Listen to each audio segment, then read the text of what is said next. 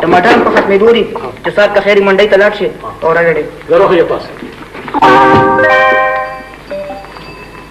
ارچا ګولې دې او په خیر ناس پرور په خیر سی صاحب سے کتاب څنګه دې لکه تیرې دې بی بی دی مولا د خاندان بالکل مو چولو تا خو زو یرو مالک دیو لګي د خاندي کینه لګا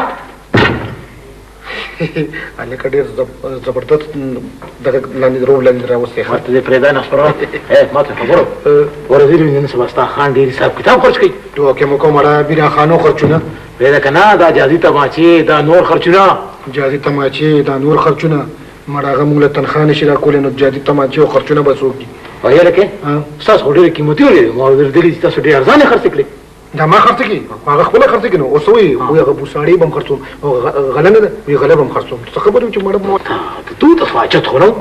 او نه چا سره دښمنۍ شي حساب کتاب مړه دښمني چا سره نشته خو شوشا به نه کوي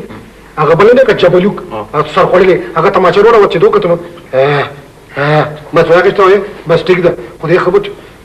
14,000 روپۍ باندې تې واخېسته چې دا خانان داسې حساب کتاب کوي که دا نور خلک هم ترې غلط حساب کتاب اخلي نو خامخا نو موږ ورته نه شو ویلی که موږ ورته موږ ووایو چې لکه دا غلط کار مه کوو ما داسې کوي پوه بس موږ غلي کېنو ولای کشم کولو پیرې جی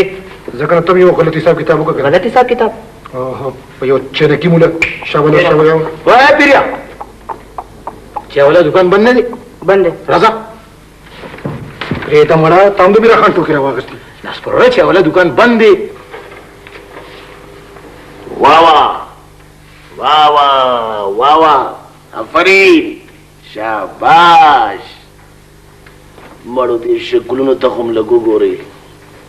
دې مخونو ته هم لګو ګورئ مړه وشرمېږئ کور کې هم د وړو درک نه لګي د وړو درک او تماچې کمې ساتئ وایم زه بس تاسو خوښ شم نه تاسو که دا تماچې چې تاسو دا ګرځوئ نو خو خپل ورور تربور پرې ولیکنه مولام ځواني مرګان که ولې دا وسلې ګرځوئ ولې په دې ډزې دی غوره چې لکه تا ته به پرون څه ویلو ته خو ما پرون هم لیدلی وې تا ته ما پرون څه ویلو زه به ستا خوښ شم وایم زه به ستا سرمن وباسم نارنجه چیناره جی سر دا ټول به د ملالې چینار که نارنجه ولې به کې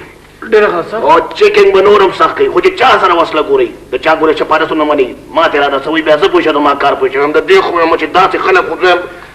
لرې کړه ډېره خرې چا سلام علیکم جی سلام علیکم مولانا خیر میرا خیر جی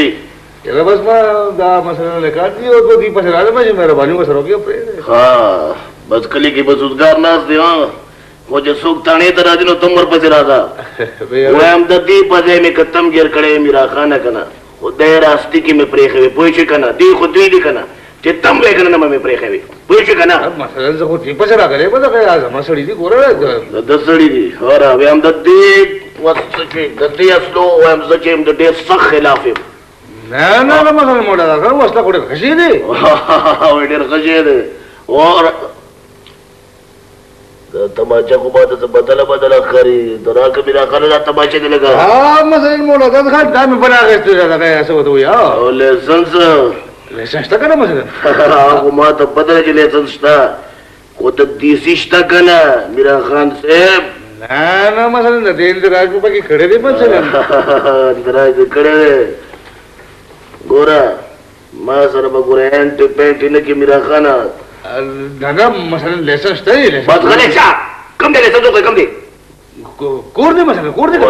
تماچه بار کر دی او لیسنس کور دی نارنجه چیناره جی سر دې سره دیم چې کوم دی زما لاله چینار کو نارنجه ولې نه مثلا یو شورانه کور دی دې لاټ چې مالا کور لیسنس وروړي مثلا هغه نور بند کو دی میرا خان سره بزور یو دوه خبرې کوم دی بند کو دی په دې بنچ کې نه و یا لکه چیناره جی سر ته لږ ورشه دی چرته پروت دی لیسنس زما نوکر دی مثلا ناس پرور هغه ته دی وی لیسنس بولا کراوه ناس پرور ورشه کنه پرور دی